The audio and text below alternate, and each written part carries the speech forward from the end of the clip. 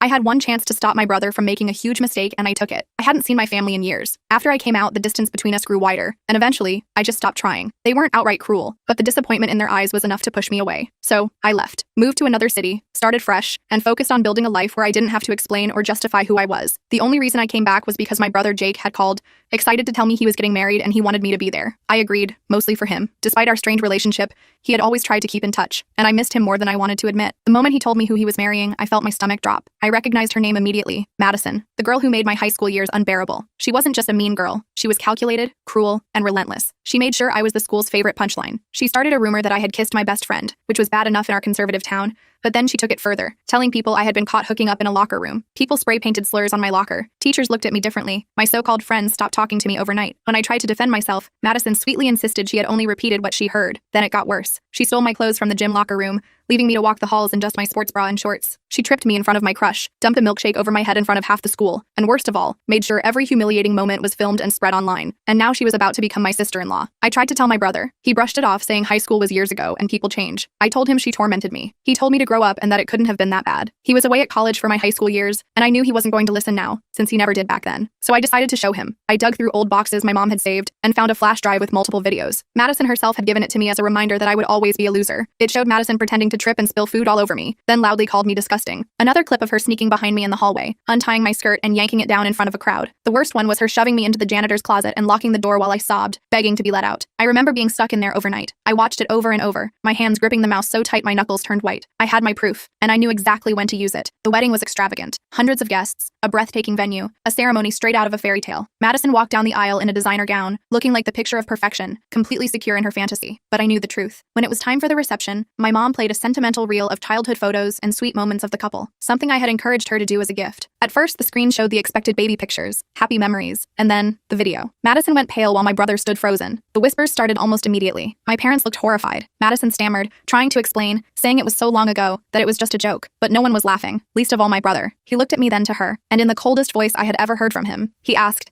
"Is this who you really are?" Madison looked around, realizing there was no way out, no excuse that could erase what everyone had just seen. She burst into tears, but my brother was already stepping away from her. The reception ended abruptly. Madison left humiliated. My brother didn't say a word to me for days. Then, one night, he called me. He sounded like he hadn't slept in days. He told me he called off the marriage. He let out a bitter laugh and said, "I ended things with the love of my life. Are you happy now?" He didn't wait for an answer and hung up before I could respond. I should have felt victorious. I got my justice. But as I sat there, I couldn't help but think of my brother trying to process the reality of who he had almost married. I felt empty. The past couldn't be erased, and no matter what I did, I would always carry those scars. Exposing Madison didn't heal me. It didn't make me feel powerful. It just reminded me of everything I had lost because of her. I stared at the paused video on my laptop for an hour, wondering if revenge was